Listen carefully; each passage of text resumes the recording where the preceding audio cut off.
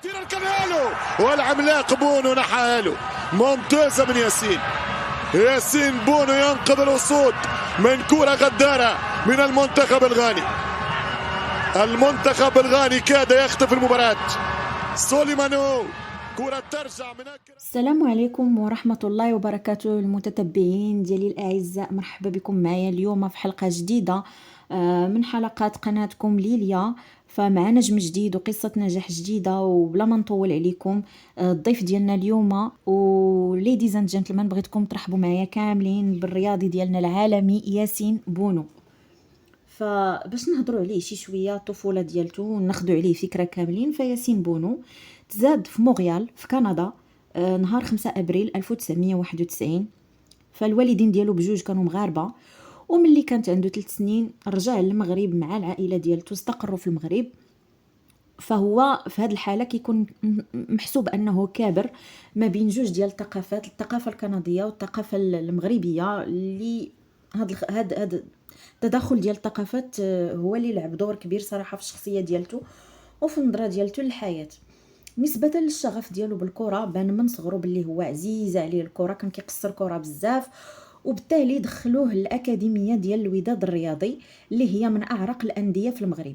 فالموهبة ديالته كحارس مرمى كانت باينة وواضحة، وتدرج في الفئات الصغرى حتى لعب أول ماتش احترافي ليه مع الوداد الرياضي في سنة 2011.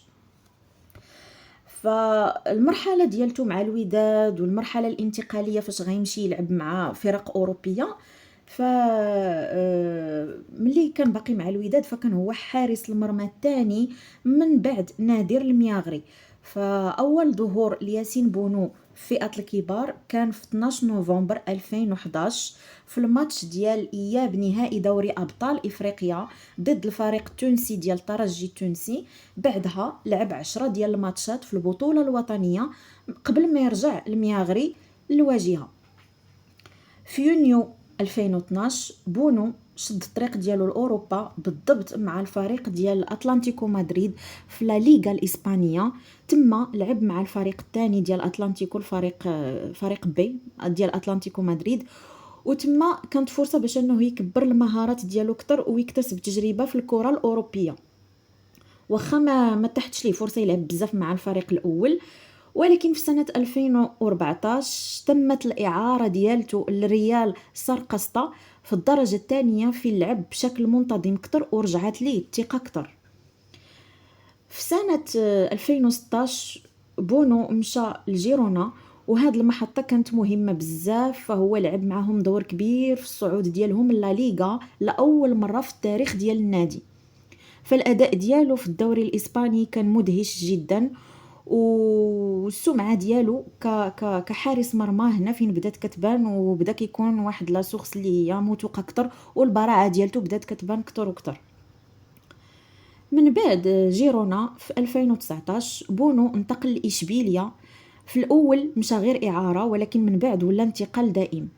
تما بونو بصم على الاداء ديالو وقدم واحد المستويات عالميه في اللعب.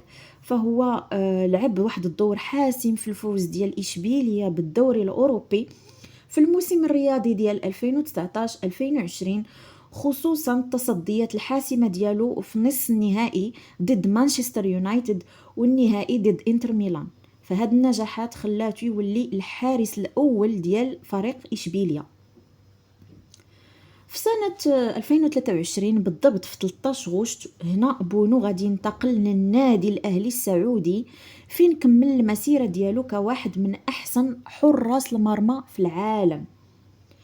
فنهضروا شوية على الإنجازات ديال ياسين بونو من البدايات ديالو حتى لسنة 2025.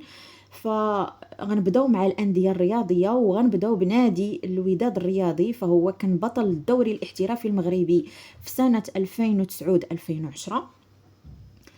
غادي نهضروا على اتلانتيكو مدريد، فهو كان بطل الدوري الاسباني سنه 2013-2014، واخا انه ما لعبش بزاف انذاك مع الفريق كلاس ا. من بعد كاين كاس السوبر الاسباني في سنه 2014. نادي اشبيليا فكان هو بطل الدوري الاوروبي سنه 2019-2020 وسنه 2022-2023. فبالنسبه للنادي ديال الهلال السعودي حتى لسنة 2025، حتى لشهر 7 2025. فهو كان بطل الدوري السعودي اللي حققها في جوج ديال المواسم، الموسم ديال 2023 2024 والموسم ديال 2024 2025.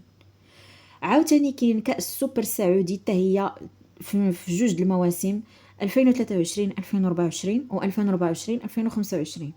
كأس الملك اللي فاز بها النادي في موسم 2023 2024، وكأس موسم الرياض اللي فاز بها النادي في موسم 2023 2024. فالإنجازات ديالو مع المنتخب المغربي، فهو ممثل المنتخب المغربي في فئة الشباب تحت السن ديال 20 و 23 سنة، بما في ذلك أولمبياد لندن 2012، وأول ظهور ليه مع المنتخب كان في سنة 2013.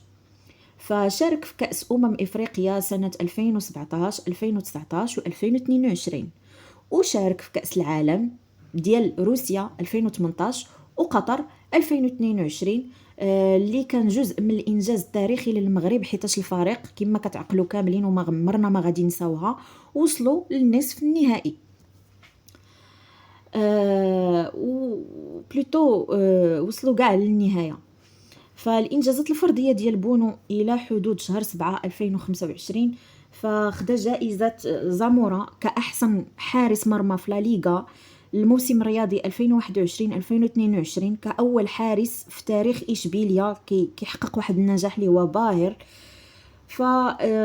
ثانيا تشكيله الموسم في الدوري الاوروبي الجوج ديال المواسم 2019 2020 و 2022 2023. فكان هو عاوتاني رجل المباراة النهائي في الدوري الأوروبي الموسم 2022-2023، وتصنف عاوتاني كأحسن لاعب إفريقي في لا ليغا الموسم 2021-2022. عاوتاني تشكيلة ديال العام في إفريقيا اللي حسب الإحصائيات ديال الاتحاد الدولي التاريخ وإحصائيات كرة القدم في سنة 2022، وكان هو عاوتاني أحسن حارس مرمى مغربي محترف حسب الاتحاد المغربي للاعبي كرة القدم المحترفين ل3 ديال المواسم على التوالي من 2020 حتى ل 2023. فرشحته مجلة فرشحته مجلة فرانس فوتبول لجائزة أحسن حارس مرمى في العالم. وفي كأس العالم ديال الأندية 2025 مع نادي الهلال السعودي، وخا الهلال خرج من الربع النهائي، فبونو احتفظ بالرقم القياسي ديال أكبر عدد من التصديات في ماتش واحد. تخيلوا معايا ماتش واحد كان 11 تصدي ضد مانشستر سيتي، وتصنف كأحسن حارس مرمى في البطولة بالتقييم ديال 7.84 من سوفا سكور.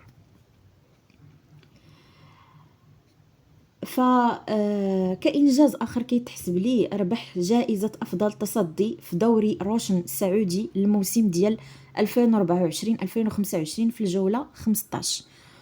وباش نختتموا الحلقة ديالنا من بعد ما هضرنا على الطفولة ديالتو، النشأة ديالتو، البداية ديال المسار الكروي والرياضي ديالو إلى حدود شهر 7 2025، فياسين بونو ماشي غير حارس مرمى عادي وصافي، ولكن هو قصة من قصص النجاح اللي كتمثل وكتبين لنا كيفاش أن الطموح ديال بنادم والتفاني ديالو وأنه يحط واحد الهدف قدام عينيه فراه غادي يوصل ليه طال الزمان ولا قصر.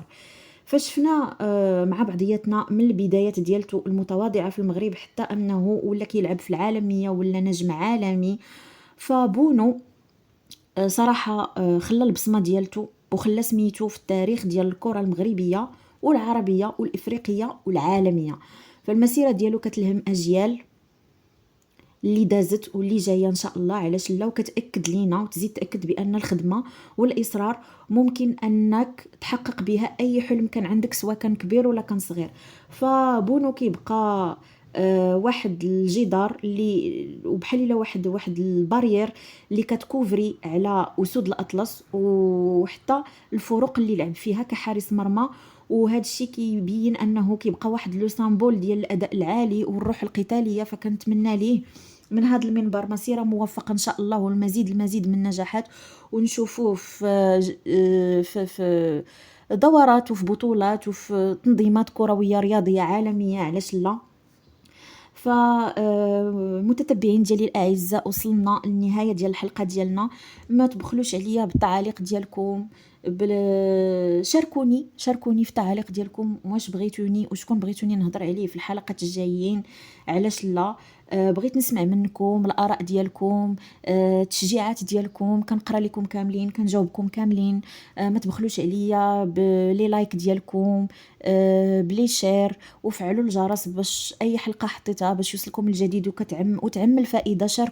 شاركوا مع صحابكم باش الجمهور ديالنا والكوميونيتي ديالي معكم تكبر كتر وكتر، راكم عائلتي الثانيه. فكنشكركم بزاف وبسلامه عليكم، وحتى الحلقه الجايه ان شاء الله.